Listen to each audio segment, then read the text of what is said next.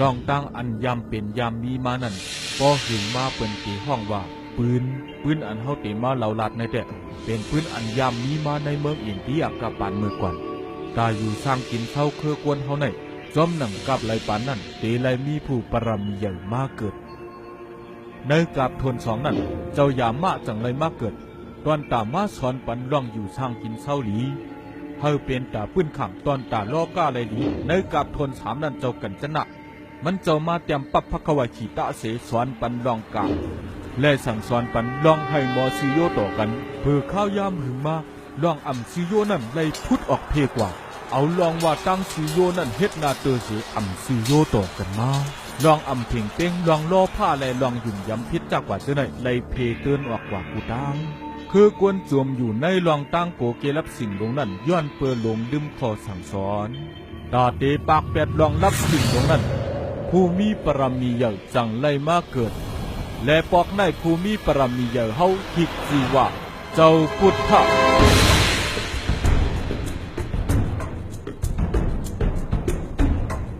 นายกับหลายปานก้นกว่าไหวเสปังตึกมหาพรตาปังตึกลงอันแขกเอาเมืองอินเดียไล่แตกออกกว่าเป็นนายสืบหลายเติงไหวเสปังตึกก้นมาแทงสองเฮงหาปากปีในเมืองอินเดียปอดของนัดอันอยู่หิมจำเติงหวยสลีและเติงมาคทะมีเมืองอันห้องจือว่ากับปีละวาน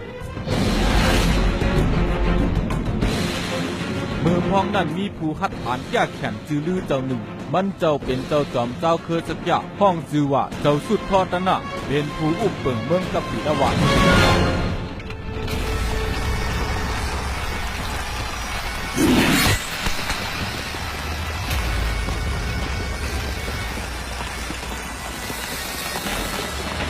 เจ้าคุณหอคำสุดทอตนะเจ้าเมืองกับปีละวานก็เป็นเจ้าปอเจ้าใต้สีขาด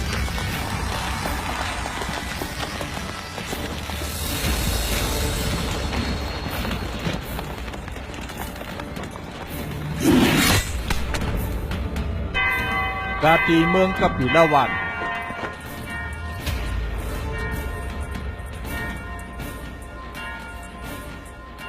เจ้านางอ่อน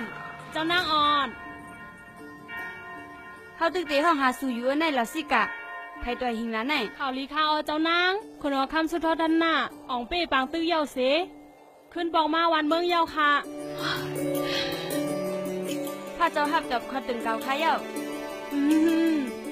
เมื่อนางเอาเขาในกับลาดนี้เจ้านั่งลงเย้าค่ะไปเลยละค่ะเมื่อเลี้ยวมันนั่งไปอยู่ในห้องค่ะซึ่งนั้นค่ะทางแห่นตั้งกินแต่แจกเพลปันก้นอยากก้นผ่านเขาเตะเอาข่าวลีอันไหนกว่าลาดนี้เจ้าปีนางก้อย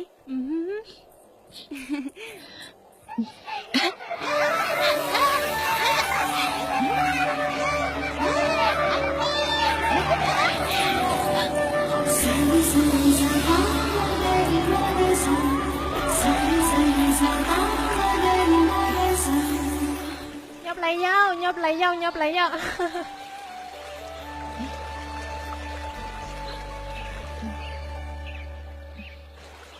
หรือว่าตาดลูกอ่อนเจ้านั่นกว่าไรเย้าล่ะลูกอ่อนเจ้านั่นทีไรใครอยู่ก็เลยกุ้ย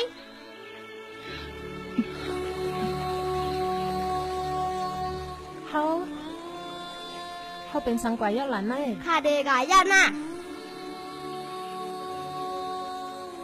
ฮะดีกว่าไรกว่าฮาเมคาขึ้นกว่าเลยกล้วยการล้านปันคอมันแก่นเย้านะใจกล้วยกาขาลืมดันมวยเย้าล้านมาเลยล้านมาก่อนป้าจังเตปล่อยล้านกว่าล้านเลยล้านมาก่อนเจ้าเดี๋ยวไล่รับตาชีก่อนเขา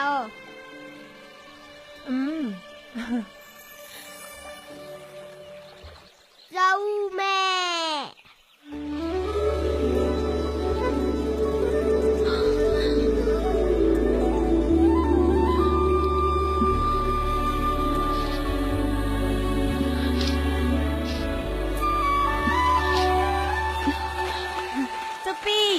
เจ้าปีเข้าไปเฮ็ดทางก่อนท่านไหน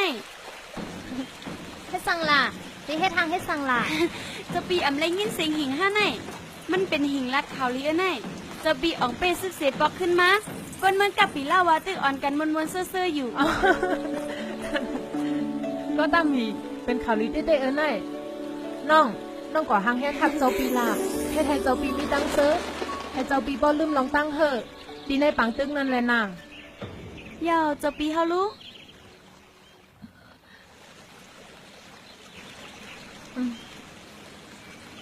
มีไผใครมีตั้งเสื้อจอม ผู้ยิ่งอันเต็มทนได้หรอก เจ้าปี ต้องคนหอคำหันหน้าเฮามันก็ได้ขิงเงาแทงย้อนมีลูกปันมันไล่ เจ้าปีเฮาเมตตาปันให้คาไรก็กูจอมมันเปื่อให้มันเจ้าไรเป็นปอก้นตาให้เมืองกับปีลาวัดไรมีหนอแต้นคือในก็ป่นมา4 ปีเย้าต่อข้าก็ไปมีลูกนางเก่า น้องเป็นตีมุงมองอันเดียวตอนตาปีอย่าไปหย่อนใจแล่ ข้าก็อำไข่หันปีหน้าเฮาหย่อนใจเหมือนกันค่ะตอนเร็วในเป็นปุนพ่อน5 ปีน้องตาเตกว่าฮับเจ้าปีปอกเมือง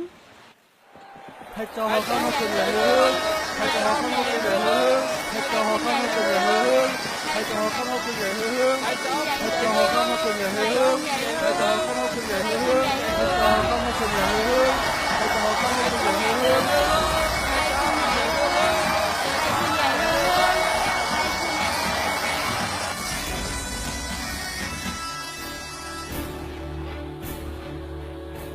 Sani sani sa ba ma ga ri ma ga sa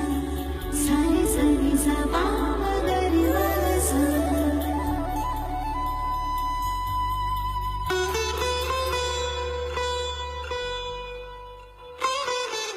เป็นหือพองล่ะต่อโทษอันน่ะน้องปี ข้าวอยู่ลีอยู่ค่ะในวันเมื่อก็กัดเย็นลีอยู่ค่ะ มีน้องไปเมืองในปีก่อตำเสอน้องเป็นก่อนปีตำเสอให้ลุมลาเมืองกับปีละวัดเมื่อปีออกนาซึกก่ออำไรอ่อยห้อยสัง พืชก่อนข้ามาเจ้าเฮาเข้าเมือง เฮ้อเฮ็ดสังแหลมปันเฮาเข้ากว่าล่ะ เจ้าเฮาเอาคู่ดอนมาบันข้าเสียก่อนข้าจังเดบันเขาเอาไหน ก็เป็นคุณหอคำเก็บขวัญปีคาวันกวนเมืองก้อยกาเก่าซ้ำเลยสร้างขวัญบันปีวัดาดนี่ฮะนาย นายโคตรตอนตาลานเนอะนาย เจ้าเฮาเดี๋ยวไล่ชูกันตั้งข้าเสียก่อน ลานเดียวแล้วลุงขึ้นเข่งขึ้นลุงนี่ฮะนายย่า ให้ เฮ้อเฮ้ย ให้ เฮ้อ เทวดาจะเตะ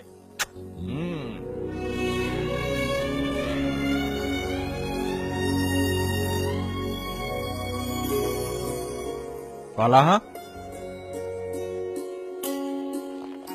ไอ้เจ้าของน้ำเอาขึ้นเลยเฮ้ยไอ้ขึ้นเลยเฮ้ยไอ้ขึ้นเลยเฮ้ย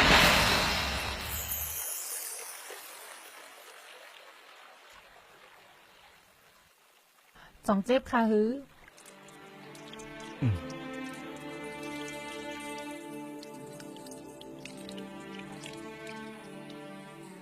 อำเจ็บน้องมายาดังเจ็บในเตียบกันอำไรดังกำสตาผ้าผ่านผีปันให้เฮามีกูลองก้อยกาตีซื้อมันแต่เฮาอำมีสังต่อเอาเมเป็นสองก็ยังอำมีลูกเฮาเฮ็ดให้สู่ขี่มอง มันนานมีก้อยค่ะไรบอกว่าเตรียมมีค่ะนะ กูรู้ว่าซาพอที่เลยส่งข่าวมา อำพึงสังเตมีมาพุงลาวเมื่อกลางวันสุดจู้ลูกกำผาเดือนเตเข้าสู่กรากายาสีลาวสุกเข้าสู่มัสสายาสีมันเป็นนักขัดยิ่งใหญ่อันพุงลาวมาห่มกันปอกในเป็นพุงลาวอันเลียวกันมือพ้องเจ้าอย่ามากเกิดเตไลแฮนเขินคู่นับยามย่ำต่อเลียวลองตึงเก่าย้อนสู้เฮาตึ้นเตไรหันคอตอบ เฮาเคยหันสู่มีลูกใต้จึงเปิ้นมายา ข้าก็หู้ว่าเตไรเป็นแม่ก้นอยู่หือ ก้วยกาขายหยุ่มย้ำว่าน้องก็ต้องมีแต่มีลูกปันเจ้าเฮาไว้อยู่ หาใจเต้ละ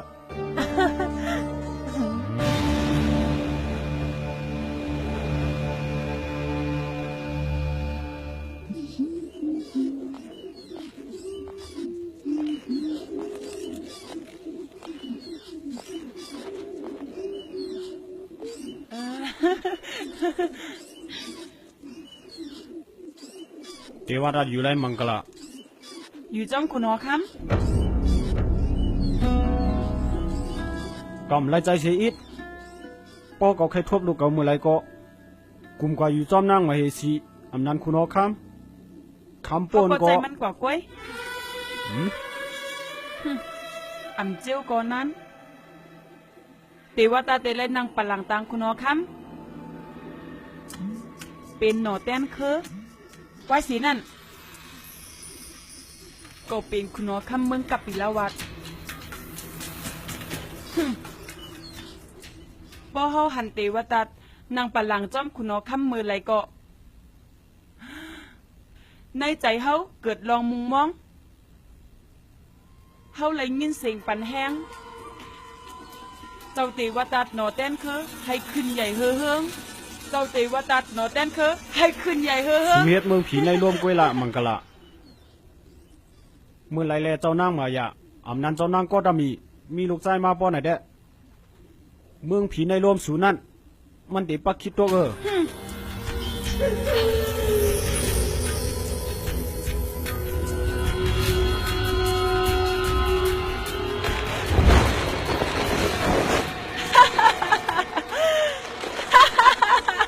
สูใครคุยสังหลานแน่ ต้วยแหละเฮายับหนกในดังยังอ่านเฮาไหลหมดดังยังอ่านแหละแหวอันเฮากลางไหนขาสองก็พี่น้องตื่นเตอ่ำมีลูกใจไหล กูรู้ว่าทราบพ่อที่ตึกออกข่าวดังมาตาเฮ็ดให้มันเป็นกว่าไรตีตังเพิ่นคุยย้อนลูกปันเขา ตังเพิ่นคู่ย้อนลูกใจหน่อยฮะสูวันด้วยแหละปอทันว่าตังเพิ่นคู่เสย้อนลูกใจไหลเต้ๆแปะต่อเหลวในก็มีก้นหล่นกำพายเอาหรอกนางกามุกะอ้อค่ะ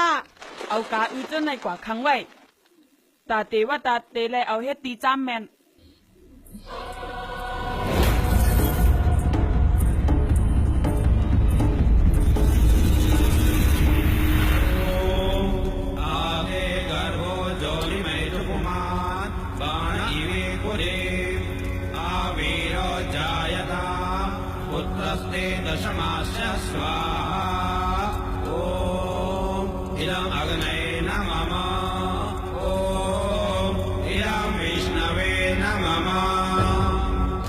เจ้าค่ะว่าเสียเก่าย่านสู้ดีผีเจ้าปอเจ้าเมียวเตชิวย่านสู้ดีคุณกลางวันผีไปเจอคือเฮาตาแกดเคไปเจอคือเฮาขาในกลางวันเตถองลงมาเฮ็ดให้หมอกโมหลงในกี आदिदेव नमस्तुभ्यं प्रसीद मम वत्सल दिवाकर नमस्तुभ्यं प्रभाकर नमोस्तुते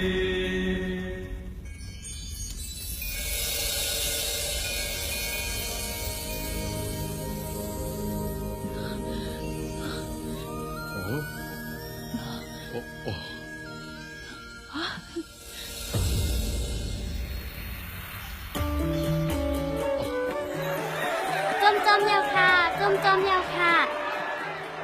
จวมจอมเยาค่ะเจ้าเฮาจวมจอมเยาค่ะหมอกโมกีจิ้งไหนปองว่าการสตาเตลีขึ้นเยาค่ะ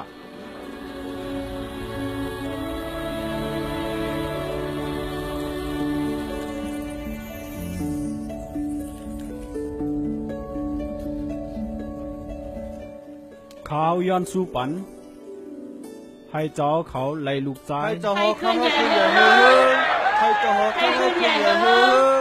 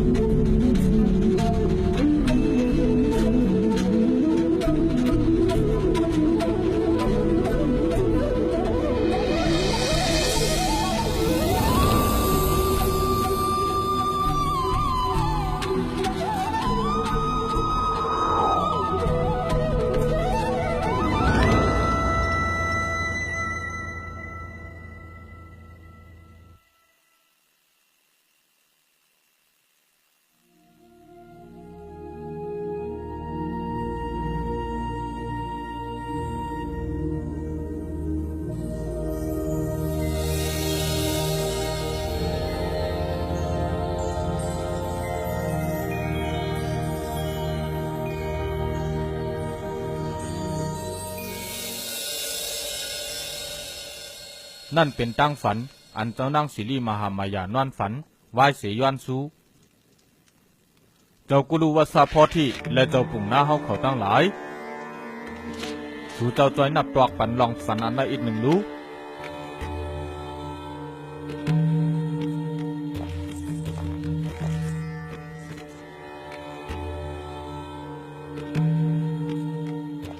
เจ้าเฮาในเปลี่ยนพันลีค่ะหมวกโมสีแรงกี้ปองว่าเปลี่ยนตั้งขึ้นใหญ่จ้างเผิกลงมามีตีปองล่องเลี้ยวกล้วย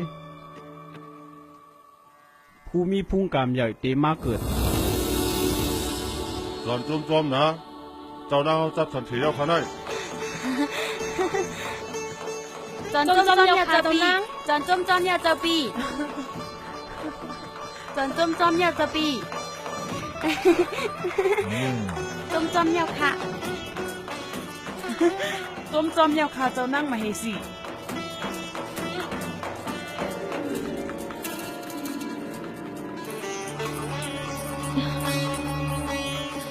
จมจอมยาค่ะเจ้าปีจมจอมยาค่ะเจ้าปีจมจอมยา อ๋อเป็นคำกล่าวของเขา จอนจมจอมยาค่ะเจ้าปีจอนจมจอมยาวมอยาลงลาดว่าเจ้าปีนั่งจับสันเทียวค่ะตอนเหลียวในกับปีเล่าวัดเฮาเตมีหนอแต้นคือเย้า จอนจมจอมยาวค่ะ จอมจอมยาวค่ะทุกก็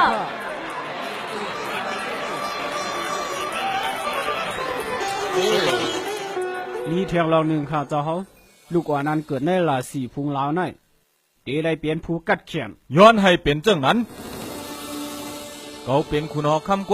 วยกามันจะเป็นคุณหอคำเหนือคุณหอคำมันจะเป็นผู้กัดแขนมันจะเป็นคุณสักเจ้าวันนี้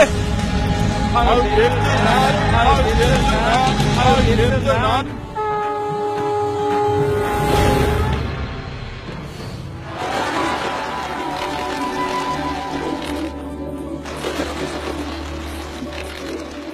สูเฮสังหลานใน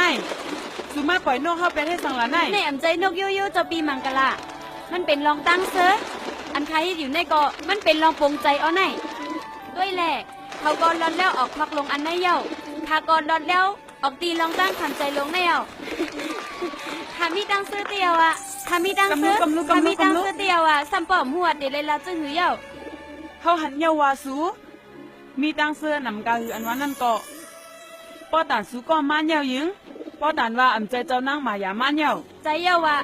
พอเป็นขาก็ป้าดองหลวนก็ในแต่ขาตั้งเตียมีตังซื้อตันในก่อนก้อยกายย้อนเปว่าปีนั่งขาก็ป้าต้องแหละขามีตังซื้อเป็น2ปุ่นก่อนก้นก็อันกึ่งตันเตเลยมีลูกเย้า จึงหือก็เยาวเจ้าก็อำถูกลีแม่นนาป้อเป็นตันใน ความโกนปูบอกว่าลองสิเกเฮตาในมันปิวอยู่ในลมว่ะเจ้าเตตีอำหู้หลอว่าจังมีตัวอันเอาปัญหาเอาลองกำให้มาปันเฮาก็จังเป็นไร ไผวนอากูสู่จึงนั้นก็ลื่นสุดมามันเตไรตั้งอาย มุนตาหลายตาค่ะจับแกมเจ้าปีหน้ามังกะลาเฮาเยาเน่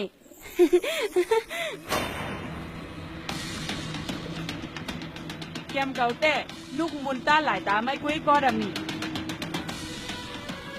กุ้ยกาเก่าเตเฮ็ดให้แกมมือเลยนุกน้ำตาเจ้าเก่าบ่ว่าแทงกำหนึ่งก้อย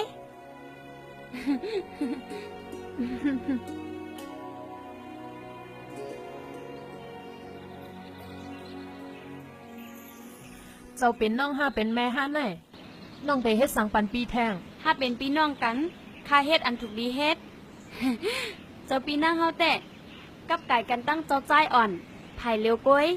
ก้อยกาคากับไก่เป็น2ไผ่ก่อนนะ สองภายในนะกับไก่จังหือล่ะ พี่นั่งถ่อมนะข้าก็เป็นเจ้านั่งมาเฮซีปองว่าข้าก็เป็นเมมันอยู่น่ะและข้าเป็นน้องยิ่งปีเฮาปองว่าข้าเป็นหน้ามันปะปองว่าข้ากับไก่มันตั้ง2ไผ่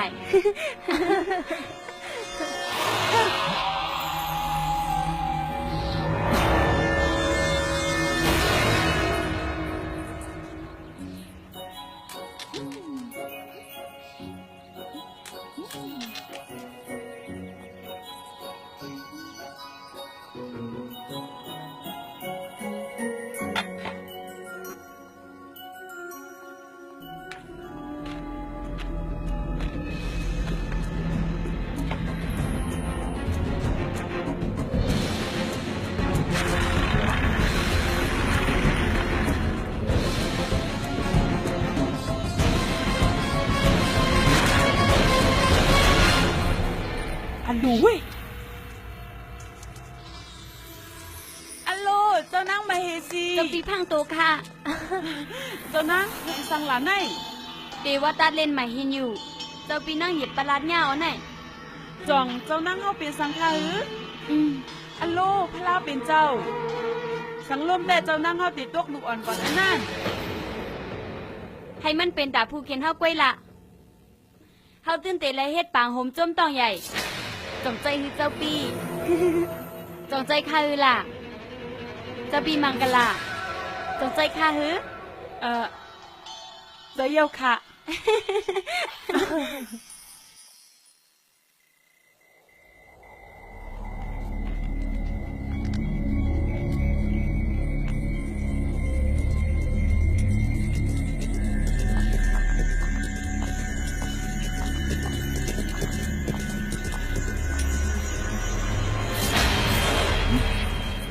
เจ้าเฮาถามหาข้าไหนฮะ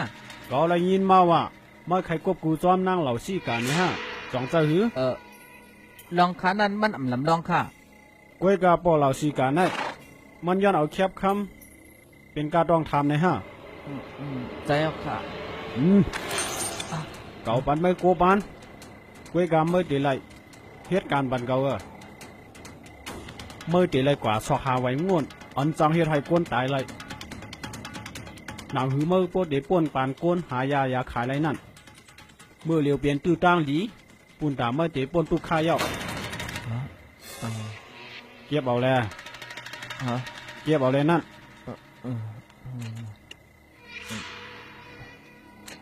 อันเมื่อเดไรจ่วยกับนั่นเดียเที่ยงหลายวันภายนาในเดมีปางโหมโจมสันเทเจ้านั่งเมสิเก่าใครมันกัดตื้อตั้งใน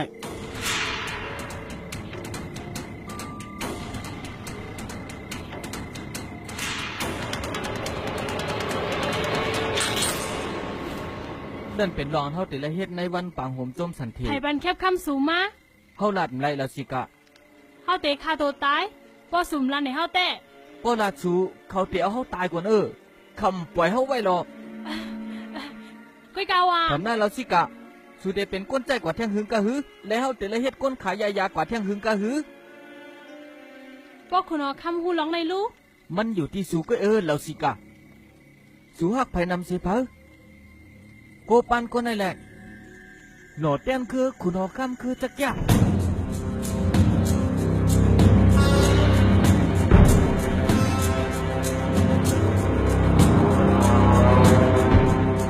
เขาก็มอกแต่เลยใส่ยามือในตั้งกินเจ้านางมาเฮซี กูบ้านให้กูลองเพื่อใครเตะนาเงินจอมเฮาก้อยกาเก๋าเตะทักหลังจนนั่งเหมือนอยู่สีก่อมไล่ก็เฮ็ดยามหุ่มพันก่อมไล่เขาในมีเม็ดหลังเลยเกามาตาเสโอ้ เราสิกะเมื่อมาเฮ็ดสังตีไหนล่ะนาย เจ้านั่งมังกลาเจ้านั่งมังกลาข้ามีอันลำลองแค่ล้านในอ้อเจ้านั่งมาเฮซีมายา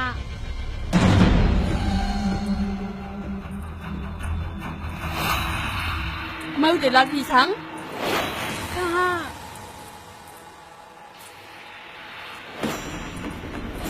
มิลองสังค่ะ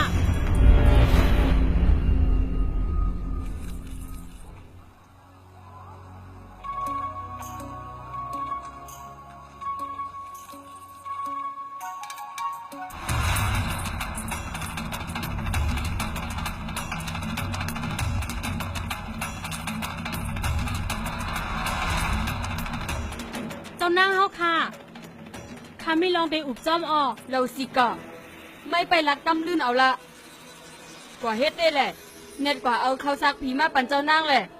เมื่อหัวเจ้านางมาเฮสิไปไล่กินสังเจมในไก่เย้ากว่าแล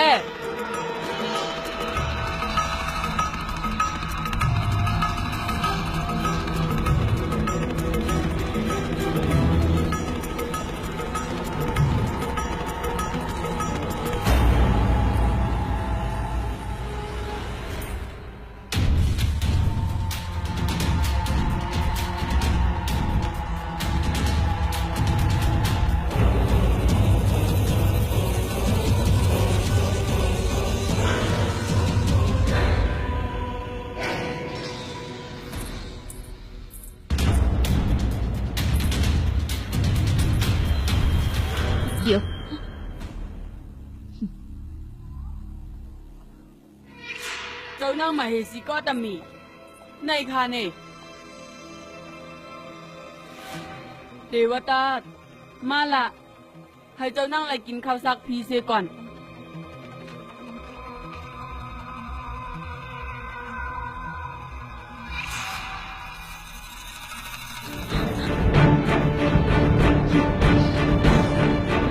แม่ข้าจะมาเลยข้าเลยก็จือซัง เลยป้อนนันเกาเตปอนไม่อันตังอาซบแล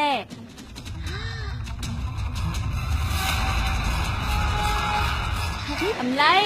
เกาเตเลยปอนเจ้าปีนั่งให้ก่อน มาพ่อบัดข้าจืนอนตังข้าจืนอนตัง เลย อย่าปนมันนะ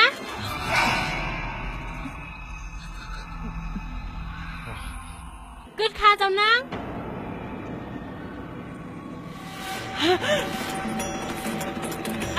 ให้ขึ้นแหละให้ขึ้นแหละ เราซีกาสวยสังหลานใน เจ้าหน้าค่ะ ในเขานั้นมียาหมูออก นี่อามือนี่ฮะ ไอ้โกเฮ็ดอ่ะ มีอย่างเหมือนเลยฮะเป็นไผก็เฮ็ด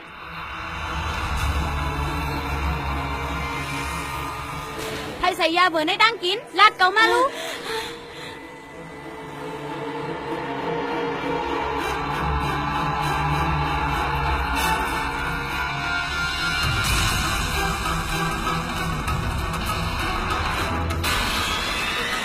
โกปัน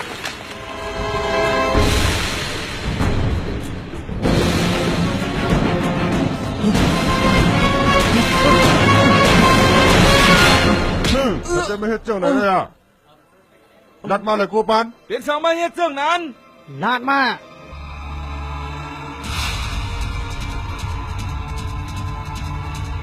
หายใจไม่เฮ็ดเจ้าไหน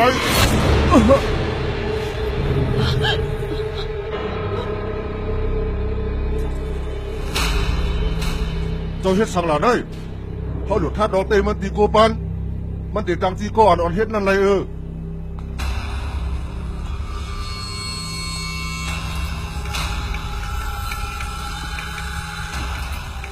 ควางบันคานอกเสียกำตีคานอกก้อยกาขับเรียมยอมบันพัล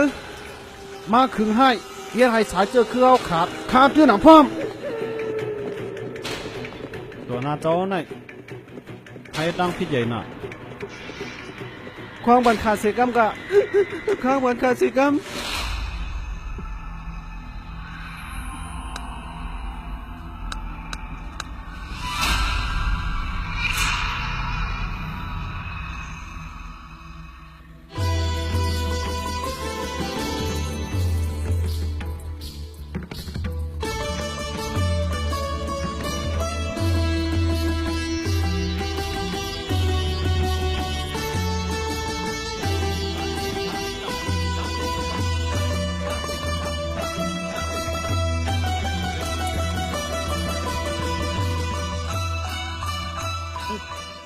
มาเฮซี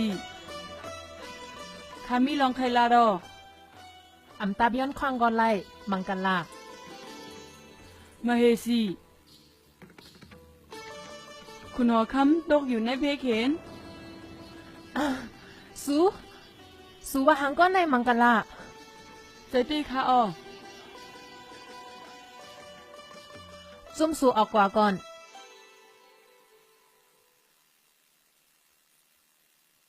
เป็นเพาลาอันใครคืนให้ต่อเจ้าปีไหน เจ้านั่นหยัง มังกันลา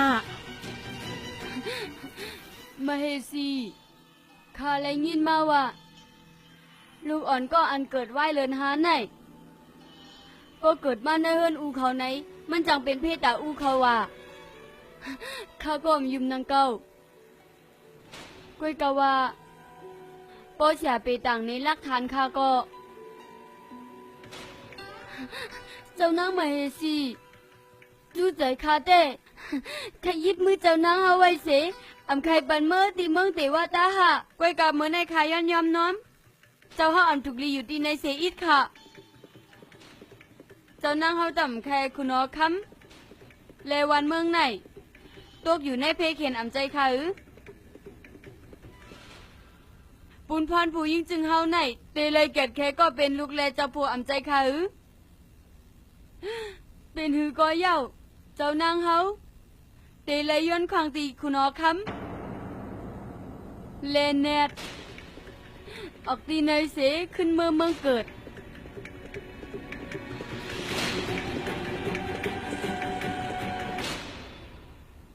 โมฟูกังในเจ้าก็นั่งเตมือมึงเตวตาหะ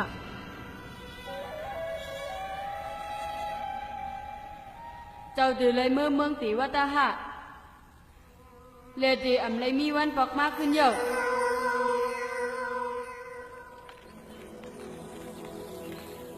เมื่อหนังว่าเตเฮอำมีไผหามนางยิงลูกอ่อนและขุนหอคำไหล ตั้งหำหยับสามอันนั่นตอนเหลียวมีในตูขานั่งหมดยาวค่ะ เปี่ยมไข่ปันหางน้องกว่า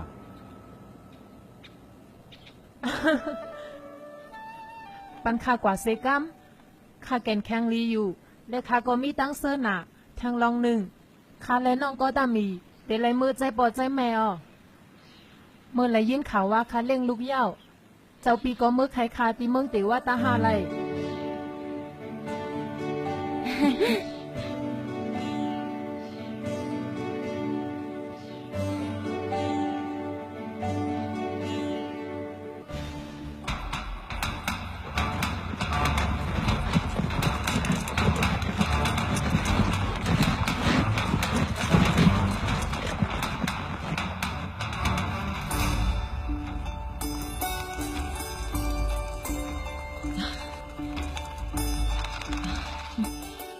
น้องลัดใจเย้าอันให้เฮากึดลือตีนในเฮาอ่ำไรมาแอวป่าลุมปิ้นหนีหึงเย้าตีนในหังหลีเตเย้าว่ามันหังหลีเตเตตีนในเป้าตันมองผีเนลินเย้าว่า จะเย้าค่ะเจ้าปีเฮากว่านางลือเฮือใจต้นไม้นั่นก่อนค่ะข้าเตกว่าเอาตั้งกินตั้งแยมมาปัน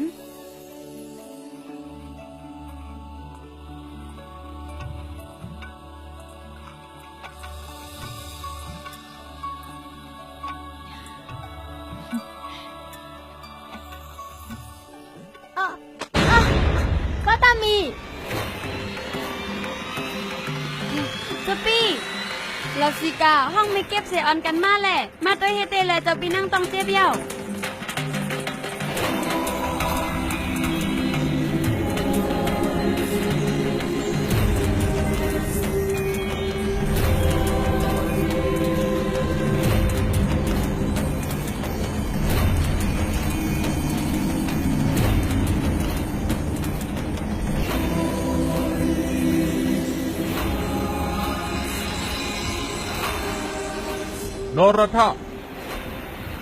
นรธา ออกข้าสลาเฮา มันเจ้ามาเย้าเจ้าจอมจักเจ้าวราดงไหนมันเจ้าตีมาเกิดเย้า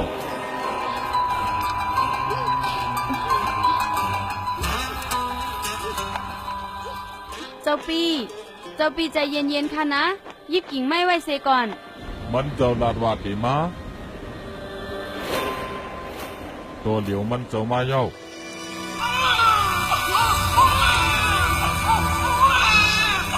จมเมียวค่ะเจ้าปีจมเมียวค่ะเป็นก้นใจค่ะอ้อ โอ้เจ้าผู้ยิ่งใหญ่หลงข้าโจมชื่อเตียวอันผู้ยิ่งใหญ่หลงมาเกิดในโลกานาย สลาเฮาด้วยสังอยู่ค่ะสลาค่ะ เมืองอินเดียกับปีละวัน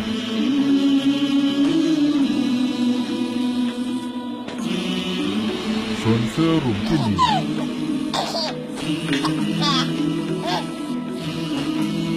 ทางหนีเตียว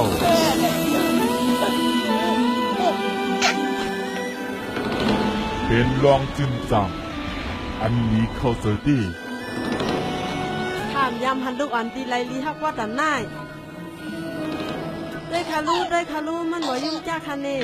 ก็คุณหอคำไรหันมันเจ้าเต้คุณหอคำติดจมจ้าคอเน่ เขากำนี้ที่นรธาอันไรมาเกิดในกาปานใน กาปันอันมีผู้ปรามีใหญ่มากเกิดเจ้าเฮาหลักคาลุข้าเตเลยห้องจือเจ้าเฮาว่าซึ่งหือ เจ้าลักคาลูกเจ้าปีเฮาเตต่างปันซื้อเจ้าจ้อยอ่อนว่าจึงหือ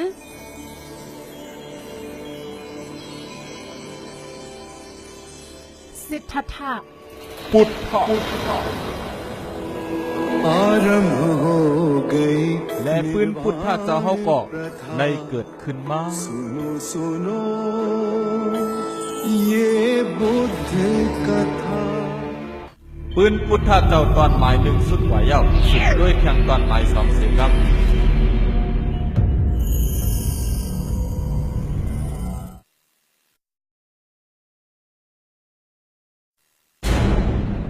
เป็นปืนมหาศาสนา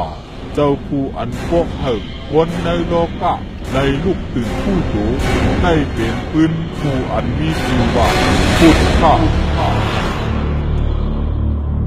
ตอนอันในป้วนกว่าในเมื่อคุณหอคำสุทัศนะมหาราชาเมืองกัปปิรวัตและเจ้านางศิลีมหามายาผู้อันเต็มทวนกูลองเสียตาเลยตกเป็นอยู่ตั้งตุกขะย้อนเคยมีหนอดยันคือเจ้าคือจักยะมาหึงข้าวยาวๆกวยกากามจะตาเลยเฮ็ดให้เขาเจ้าตั้งสองเต็มทนหนังกลางเสือเป็กซ้ำว่าไลทบลองสีเกเฮตาจำปีเจ้านางมังกรก็เป็นน้องไปนั่นกว่าเย้ากำเดินก็เจ้าใจภูมิปรมีใหญ่ไล่มาเกิดเป็นผู้อันเกอ่อนเอาเวนิยสัตวะออกม้วนป้นหลอดนั่นยาวสืบด้วยกว่าเที่ยงปืนพุทธเจ้าปอตมะตอนหมายสอง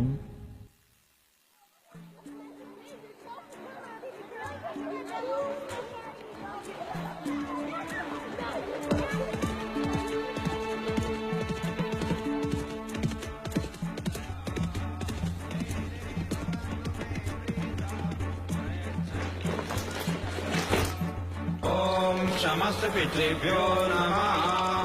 तर्पयामि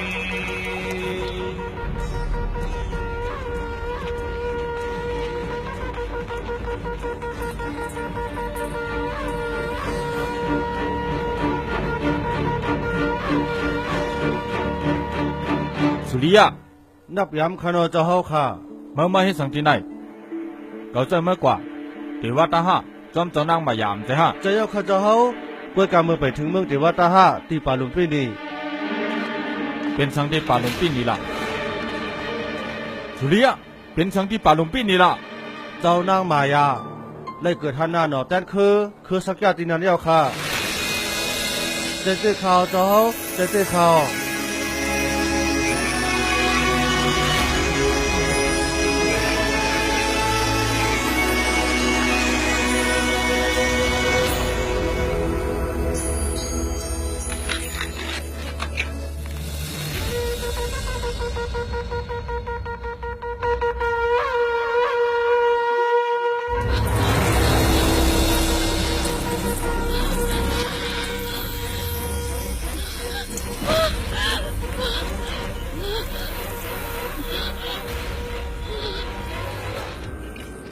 แกเตียวสุริยะมาเอาข่าวดีมาลาดปันเกา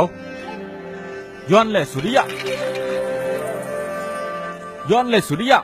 ย้อนแก้วเสียงเงินคำย้อนวันเมืองเมื่อในเมื่อขลายอีสังกติปันเมืองมวลมดเมื่อขลายอีสังสุริยะ อำยาวคากเจ้าเฮา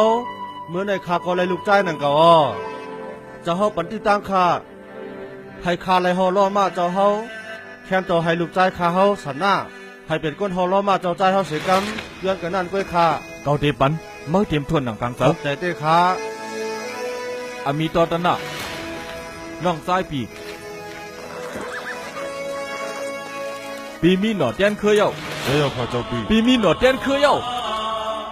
โตทอตนะโตทอตนะก็อันที่เฮ็ดปันปังมาสาเขามาเกิดเย้าก็อันที่เฮ็ดปังมาสาเขามาเกิดเย้าก็มีหนอดยันเคยเย้าก็มีหนอดยันเคยเย้าก็มีหนอดยันเคยเย้า เจ้าเฮาให้สังอยู่คาลาได้ เจ้าเฮาก้นก้อนยินข่าวหายก้อยอ่อนนางลงจึงไหน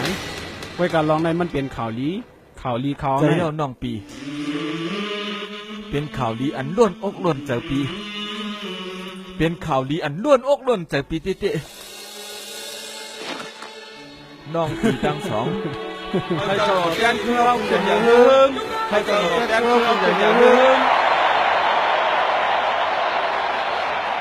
กว่าห้างยันปีเตกว่าป่าลุงปีนี่ยามตัวเหลียวในเข้ายามตัวเหลียวในอีสังก็มันเตะเก่นมาเถิงมันเตะเป็นหือเตะเหมือนปอหือเหมือนเมมันกว่าแล้วเฮาให้เจ้าเป็นอย่างหนึ่งให้เจ้าเป็นอย่างหนึ่งให้เจ้าเป็นอย่างหนึ่ง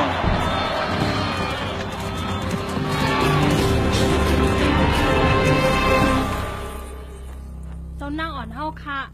คาเน้นเมืองเตวตาฮาคาละ อันเมื่อแต่ว่าตาหายาน้องก็ตามีเขาแต่เมื่อขึ้นตีกับปีละวัด เอาเจ้าปีเฮาว่าคะละเฮาแต่เมืองกับปีละวัดคาเดกะหางแห้งหมุดจุ้มเฮาก้อย อำไรน้องก็ตามี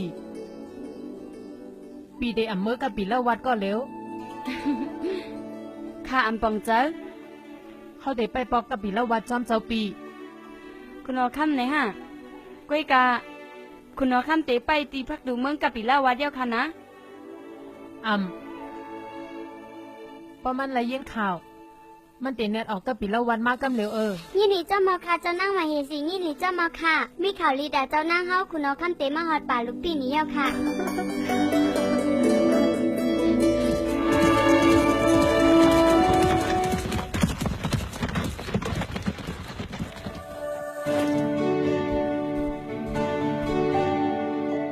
จอมเย้ามาเหสีอันไรลูกซ้าย